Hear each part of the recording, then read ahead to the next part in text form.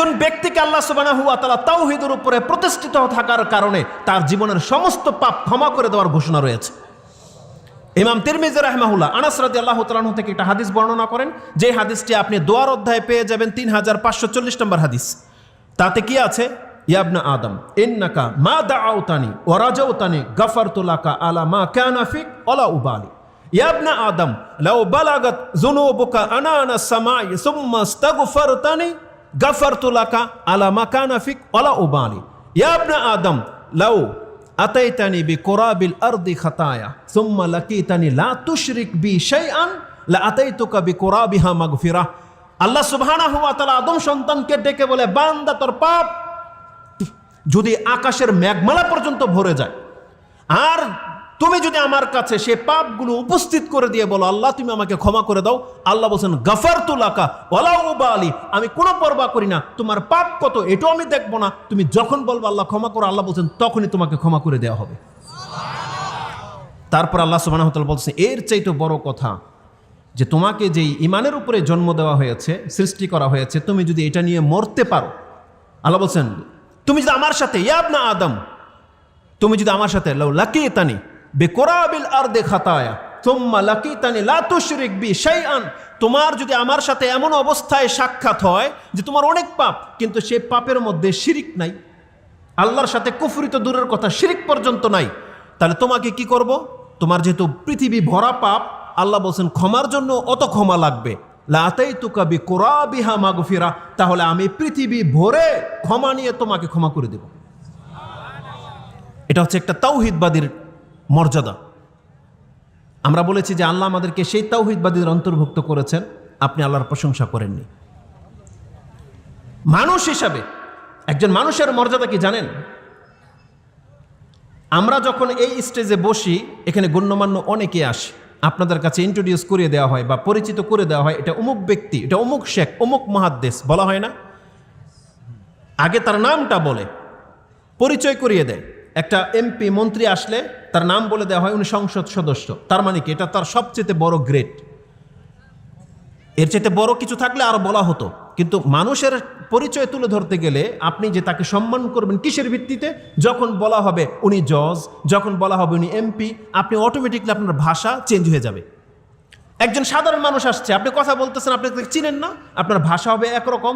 যদি জানেন যে এটা পাওয়ারফুল ব্যক্তি, দেখবেন আপনার ভাষা চেঞ্জ হয়ে যাবে। এটা মানুষের ফিতরত, ভদ্রতা চেঞ্জ হয়ে যাবে। তো আল্লাহ সুবহানাহু ওয়া তাআলা মানুষকে অনেক মর্যাদা দিয়ে সৃষ্টি করেছেন, কিন্তু কোরআনে আল্লাহ সুবহানাহু ওয়া তাআলা মানুষের সব থেকে বড় মর্যাদাটা কি সেই কথাটা উল্লেখ করেছেন। স্টেজ থেকে এদেরকে সরান তো, ভলান্টিয়ার কারা? এদের এই পেছন থেকে এদের সরান, এদেরকে, এই পোলাপানগুলো কে?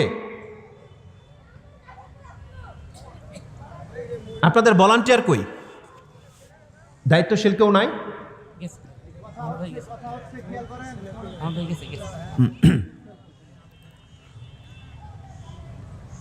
মানুষের মর্যাদা সম্পর্কে আল্লাহ কোরআনে অনেক কথা বলেছেন। একটা মর্যাদা সব থেকে বড়, আর ওই কথাটা আল্লাহ কোট করেছেন কোরআনে। সম্ভবত আপনি 37 নম্বর সূরা বা 35 নম্বর সূরা, সূরা সদ 37 নম্বর সূরা, 38 নম্বর সূরা, তার 75 নম্বর আয়াতে আল্লাহ সুবহানাহু ওয়া তাআলা বলেছেন, ইবলিসকে যখন বলা হলো মানুষকে সেজদা করার জন্য, ফেরেশতারা তো সেজদা করেছিল, ইবলিস করেনি।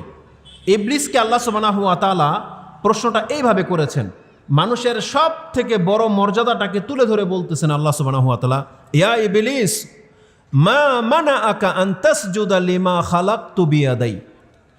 ইবলিস, তুই কেন এই মানুষটিকে সেজদা করলি না যাকে আমি আমার 2 হাতে সৃষ্টি করেছি? আপনি যদি জানতেন যেটা কত বড় মর্যাদা।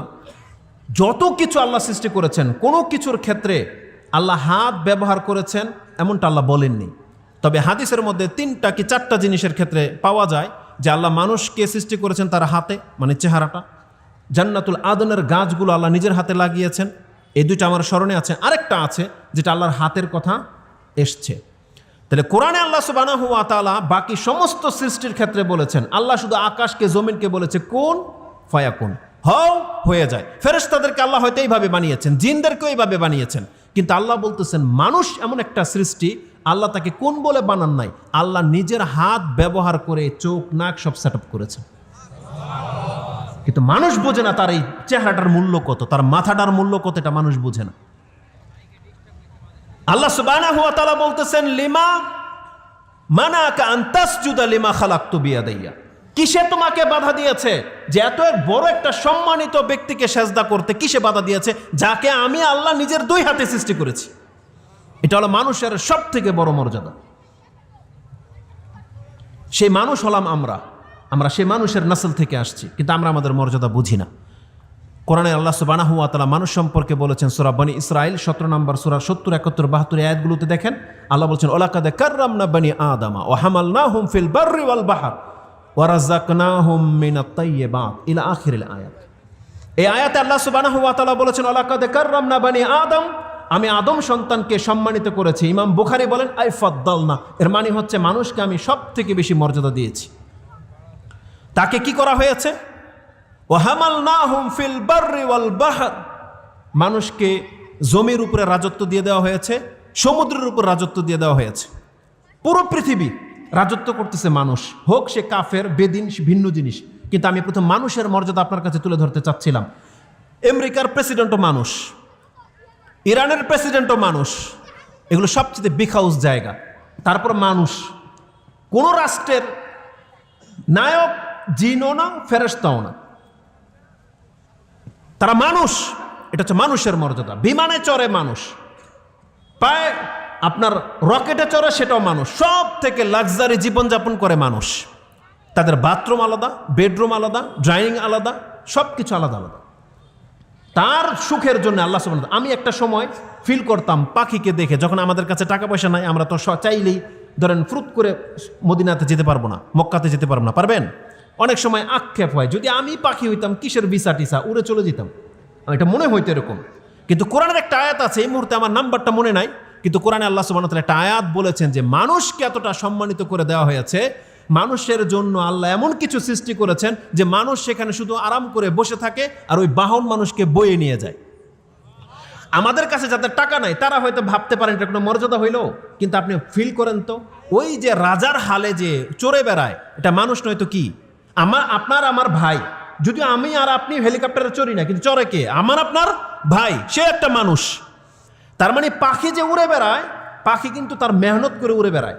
কিন্তু যারা পয়সাওয়ালা, সামর্থ্যবান, সে তার সিটের মধ্যে হেলান দিয়ে বসে থাকে, সেবিকারা খাদ্য দিয়ে যায়, কেউ এসে চিকিৎসা করে, কেউ এসে দেখে যায়। আর মানুষকে আল্লাহ এত শান শৌকত দিয়ে সৃষ্টি করেছেন যে একটা বাহন তাকে উড়িয়ে নিয়ে যাচ্ছে, তার কোনো কষ্ট হচ্ছে না। এটা হচ্ছে মানুষ। আল্লাহ বলেছেন কি?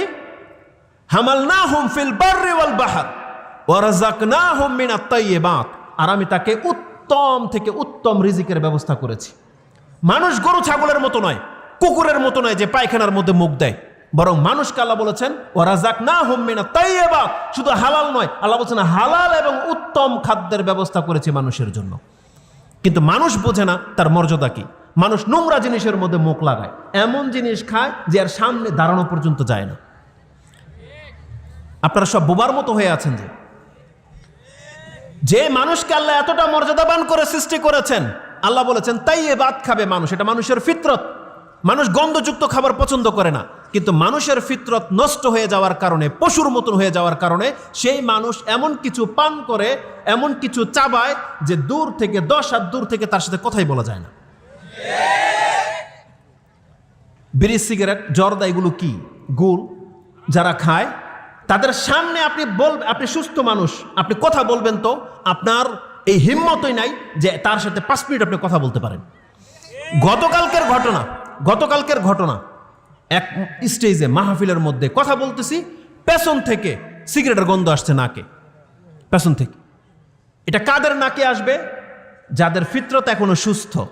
কিন্তু যেই ব্যক্তি ময়লা খেয়ে খেয়ে অভ্যস্ত হয়ে গেছে, আমরা লক্ষ্য করে দেখবেন যারা ওই সিটি কর্পোরেশনের ময়লার ড্রামের সাথে কাজ করে, গাড়ির মধ্যে ঝুলে থাকে, ওই গাড়িটা আপনার সামনে দিয়ে গেলে আপনি নাক ধরবেন না, কি ধরবেন, দোপ বন্ধ করে বসে থাকেন, তাই না? কিন্তু আপনার আমার মতো একটা মানুষ সেই গাড়ির মধ্যে ঝুলে আছে, সেই কাজ করতেছে না। কিছু ময়লার স্তূপ দেখেছি আমি, কোন ধর্মের লোক জানি না, শূকর পালে, ওই ময়লার মধ্যে ওই শূকর নিয়ে মানে আপনার ঘুরে ফিরে করে, অথচ আপনার আমার নিঃশ্বাস নিতে কষ্ট হয় না? তাহলে যেই মানুষের যেটা অভ্যাস হয়ে যায় ও বোঝেন এটার পাক কি না পাক।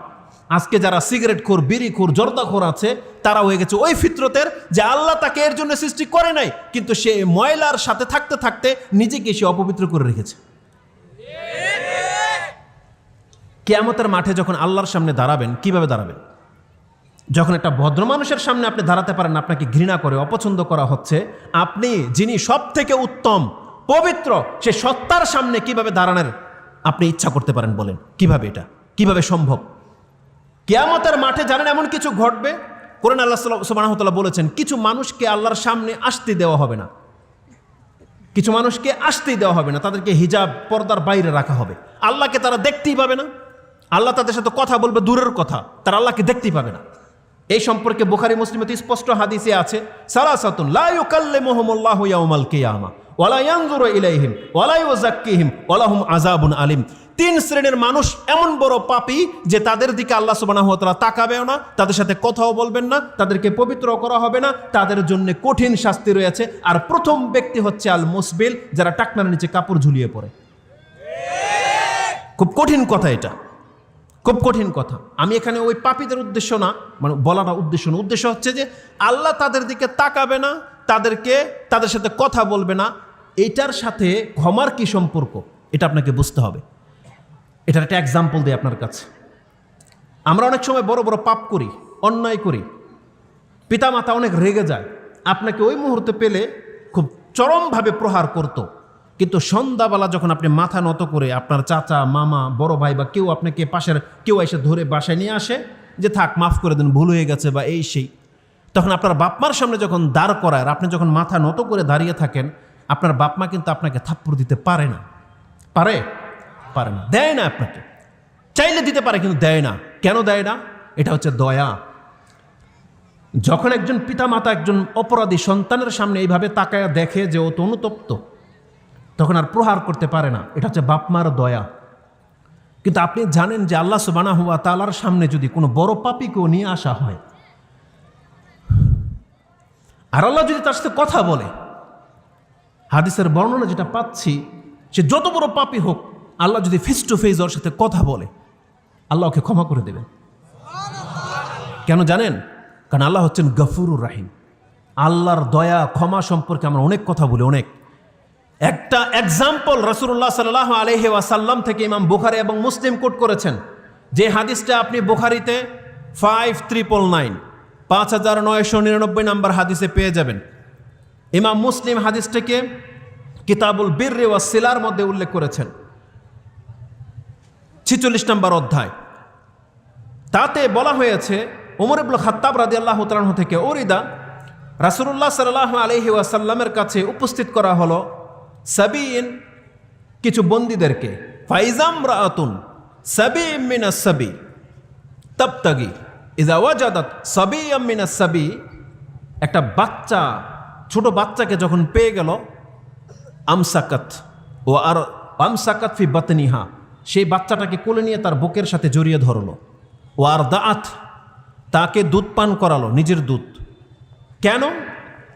তার দয়া। এটা তার বাচ্চাকে হারিয়েছে, তার বুকে দুধ আছে, সে একটা ছোট্ট বাচ্চাকে দেখে আদর করে নিজে জড়িয়ে ধরে দুধ পান করাতে লাগলো। কেন হয়েছে? দয়ায় হয়েছে। রাসূলুল্লাহ সাল্লাল্লাহু আলাইহি ওয়াসাল্লাম এই দৃশ্য দেখেছেন, সাহাবা একরামরা এই দৃশ্য দেখেছেন। তখন রাসূল সাল্লাল্লাহু বললেন, আতারাউনা হাযিহিল মারআ তারিহাতান ওয়ালাদাহা ফিন্নার, তোমরা কি মনে করো এই মহিলা, যেই মহিলা এতটা দয়াবান যে অন্যের সন্তানকে নিজের দুধ পান করাচ্ছে, এ কি নিজের সন্তানকে আগুনে ফেলতে পারে? বলেন, কোনো মা যে এতটা দয়ালু। আমরা এরকম দৃশ্য দেখেছি, যদি এগুলো আপত্তিকর দৃশ্য যেগুলো নেটের মধ্যে চলে আসে, কিন্তু এক্সাম্পল স্বরূপ নেট চালালে এগুলো চোখে পড়ে, কিন্তু এগুলোকে স্কিপ করতে হবে।